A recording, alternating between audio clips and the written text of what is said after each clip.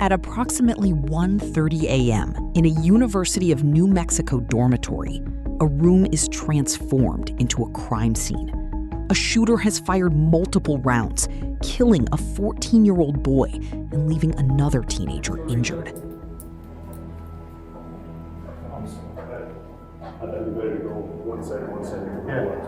Surveillance cameras capture a group of teenagers moments before disaster. Witnesses describe the sound of gunshots and shattering glass just before a heavy police presence arrived at the scene. You want to times 2 or times 4? We can do it times 4, yeah, because it'll get us to the next. Okay. There's the kids coming back again. That's 105. Surveillance footage captures a group of teenagers moments before the chaos. Witnesses reported hearing gunshots and the sound of shattering glass shortly before a heavy police presence arrived on the scene. We have him here with us. Yeah, the bullet grazed his head. So I'm gonna head down to you, but I'm gonna have to take this kid to the hospital. But I'm gonna head. A few hours later, police apprehended their suspect, who was now forced to face a sobering reality. Police identified the suspect as 18-year-old John Fuentes. Following a brief manhunt, Fuentes was apprehended at a relative's home, where he had fled after the shooting.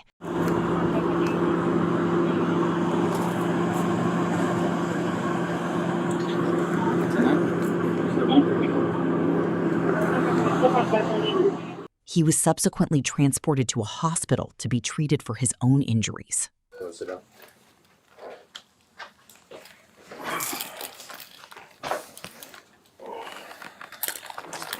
Stay with my jacket. What's up? No, not much is going on. We're gonna talk about it. Alright, I'm back here. I'm gonna talk to the officer first and then we'll talk, okay? This one's band officer. So when we got to him, he had cuts on his wrists. He was involved in the shooting at UNM. Okay. So yeah, he has deep cuts. We're thinking it's from him breaking windows with his fists, and that's how he sliced his arms. Bringing him here because EMTs did check him out, but I saw as he was in the holding cell, he was still bleeding, so I want to make sure that, everything's clean and ready to go. After being cleared by hospital staff, John is transported to the police station for processing. He awaits the arrival of detectives, who are prepared to begin their interrogation. I'm going to build the inside of the cheek pick. And I'm going to do this.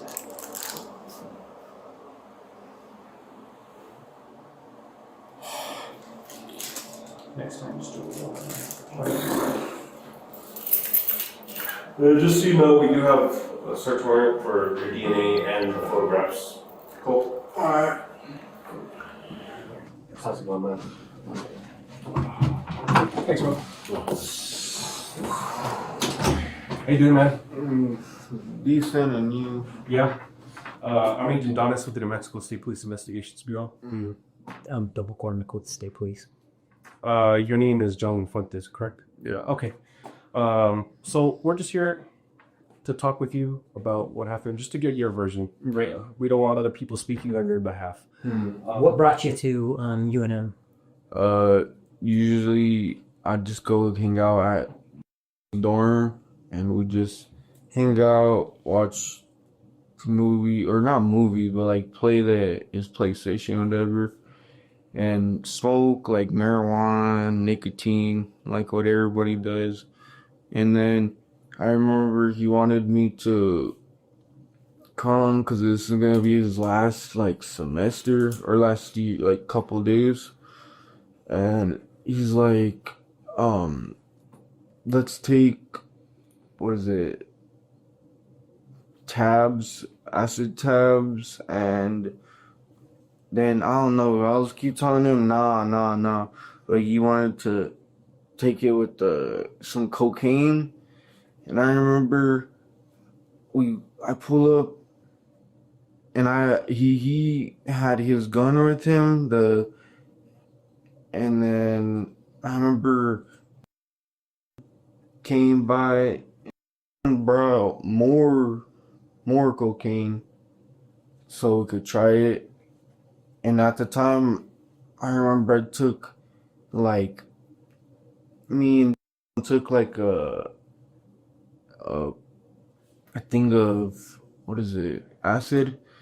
And then I remember peer pressure me, take another line, take another line, take another line. And I remember to the point where I was just, I couldn't even think. I remember I just remember blacking out. And then I remember I just wake up like on top of a roof. I'm like calling my brother. I'm like, what just happened? He's like, where you at? I'm like stuttering. I was like losing my mind. John claims he blacked out following a night of heavy drinking and drug use. He then begins to recount his version of the nightmare scenario. Whenever I went to the parking lot and I was trying to look for help, and that's whenever I found some people, and I was like, hey, can you guys help me? I was like, here, I don't care about the gun. I was like, here, I threw it on the floor. I was like, send help. I was like, I'm bleeding, please, I don't know what's going on. And then they just like drove off. They're like, what the hell? But I don't blame them. But yeah, I remember just after. Yes, please. Sorry to interrupt. Go ahead. Yeah, okay. And then I remember just completely blacking out. And then I remember whenever I was on top of the roof, I just remember I had this Glock 19 on me, and I was just like out of it. I didn't even know where the heck I was at. And that's whenever I was like calling. I didn't even know where I was at. Like I was like, I remember I kept calling my dad. I was like, I think I got laced or something. I was like, I'm on top of a roof on a UNM. I was like, I think I just shot 2 people. I'm like, I'm losing my mind. I remember I was just running to like the UNM. I remember it was just a bunch of UNM cops outside. I was running. And I remember I went like this. I was just like, help. I'm bleeding. I don't know what's going on. I'm like, I can't control. And then I remember just seeing, I didn't even know it was just my uncle's truck right there. I didn't even know if it was him. And thank God he saved me. He was just like, yeah, hop in. What's going on? And like, he thought I got like trumped, and because I told him, I thought, I don't know, there's something in the cocaine, or I don't know. What I kind of remember was just glass breaking. I remember, and just full sprint running, just out of breath, going, just like an animal. I don't know. John tells investigators he remembers running with a gun before being picked up and ushered away from the scene. Now, detectives want to know exactly how he learned the outcome of the attack. Mom went to go like peep out the scene, and then she tells me the whole news is there, and that she looked on the news and one's injured and one's deceased, and that's when I started losing my mind. I was like, couldn't believe what I did. Just like Rambo, jumping out, and then just like, I remember I looked at my pants and I had a 19, and then that's whenever I went to the parking lot near my car, and I was like literally just looking for any cop I could find to help me, and then that's whenever I ran into those people, and I was like, help, and then they were like, I pulled out the Glock, I literally threw it in front of me. I was like, please, help. And then they're like, they just drove off, yeah. But that's literally all I remember. But I remember just looking around like, what the actual hell? What did I take? I kept telling my dad, I think I got laced. UNM, come out. I don't even know. I was like, I don't even know. And then I have an interlock, so, and then we were also drinking too, so I was like, I can't even drive. I don't know what to do. I was going insane. I completely like felt like it was frying my brain, and I didn't even remember, like, it was probably the worst experience I ever had. Oh, that sounds rough. And then at some point, I completely lost the Glock. I literally like blacked out. I don't know what was going on, but yeah, I don't remember where the hell any of my went. I remember I ran up to my uncle with just my underwear on, and he was like, "What the hell happened to you?" And I told him, I think I got laced or something. I completely blacked out. I don't know what the hell that fool had in there. And then, yeah, I don't even know. That's what bugs the hell out of me. I literally just freaking, it was like the worst thing ever. As John continues his story, detectives notice a critical gap in his version of events. They begin to press him for details, determined to uncover exactly what happened inside that dormitory room. So like you guys hanging out, like did you guys just start, doing cocaine and acid like right away, or were you guys just hanging Pretty out? much, yeah. Because it was already late, and then he had work in the morning. So I was like, well, we could hang out now and get it over with now, because he had like work, and then, what is it? I told him I don't want to be all tweaked out whenever I have to go. One of my family members was gonna bring, like, she's a couponer. She's gonna bring all kinds of clothes and soap and oil. It's just to help us out. And I remember I told him, well, I'd rather just do it on the day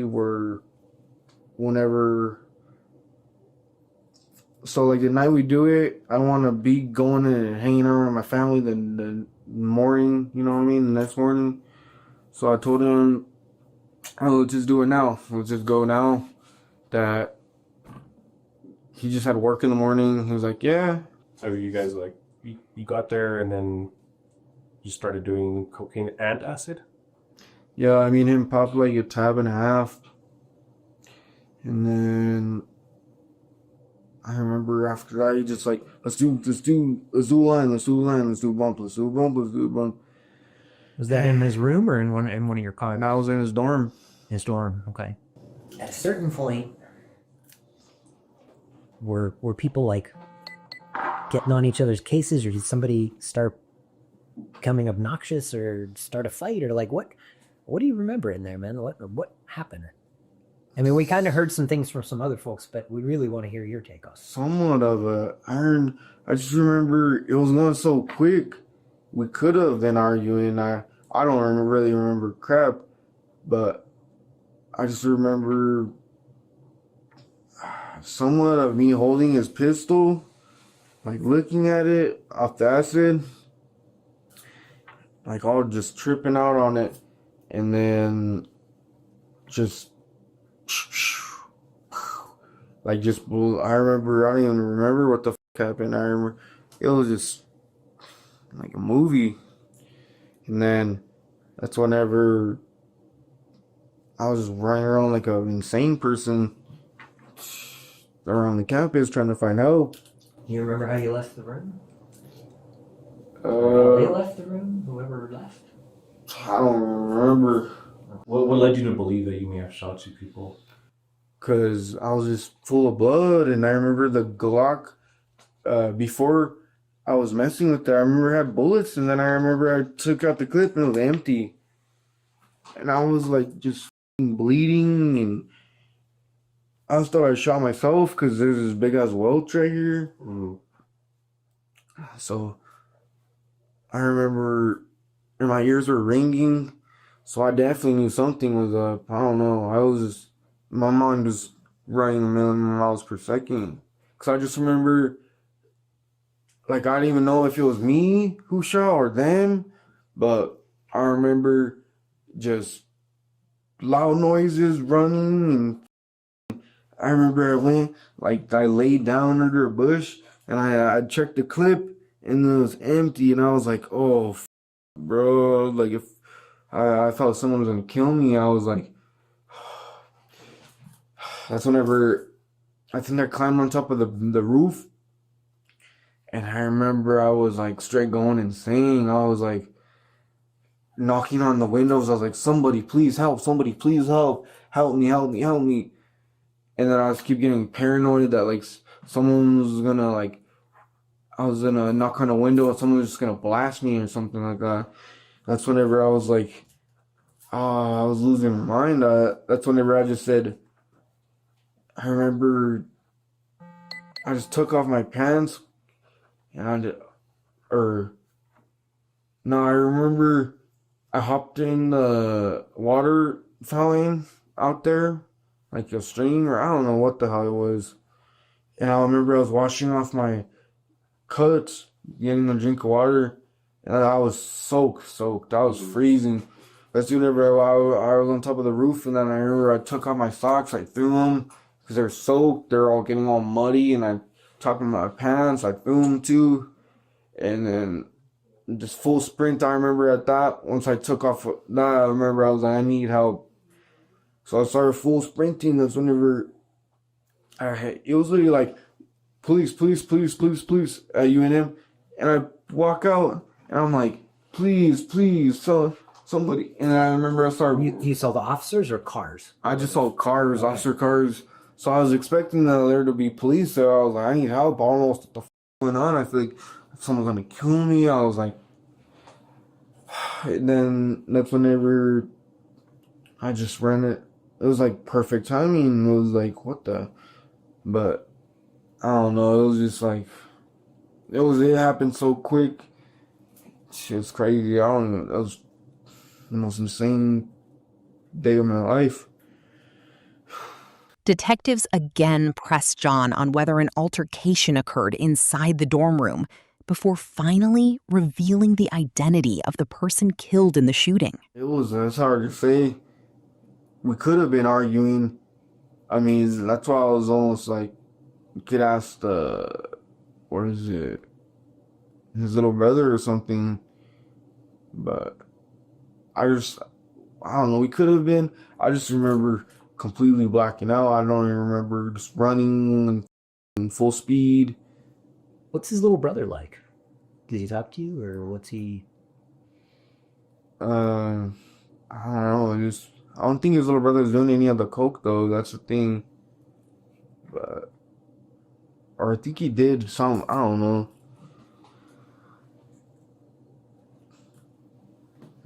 Was he into the guns the way you were? I mean, everybody was. It sounds like. Yeah. Or was he not? Like Pretty much everybody was. So you don't ever like recall at all, like ever actually shooting a gun at any point in time? I could have, but I'm not 100% sure. That's why I can't say. Mm-hmm. But I'm pretty sure I did, because I don't mean who else would. It literally said on the news that one's injured, one's deceased.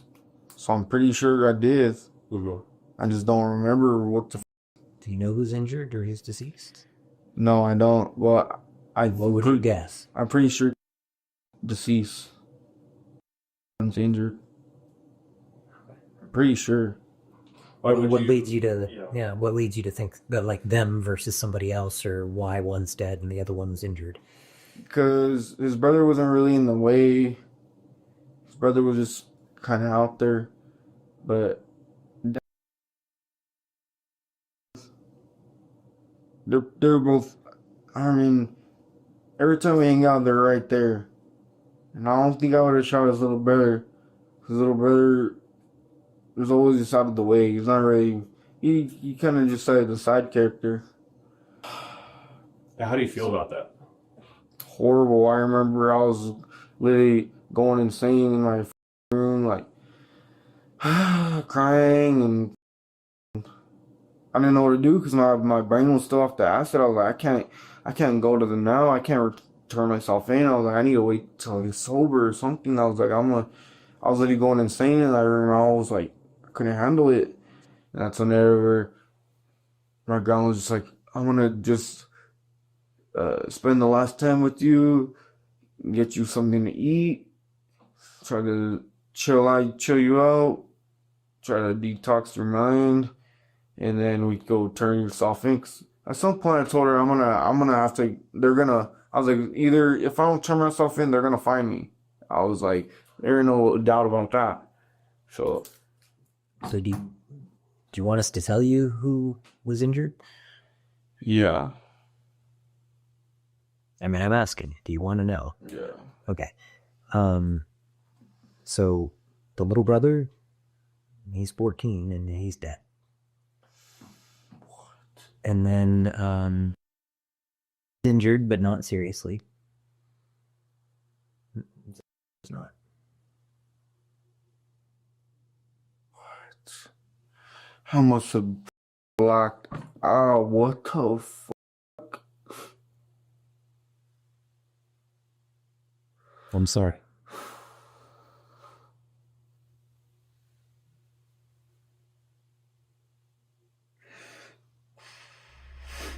Online records show John is facing charges of second-degree murder, aggravated battery, aggravated assault, and tampering with evidence. Two 19-year-olds, Zion Miera and Daniel Archuleta, are also facing charges of tampering with evidence, drug possession, and contributing to the delinquency of a minor. All three have pleaded not guilty, and John is expected back in court this winter. If you enjoyed this video, make sure to subscribe to the channel for more. Have a wonderful day.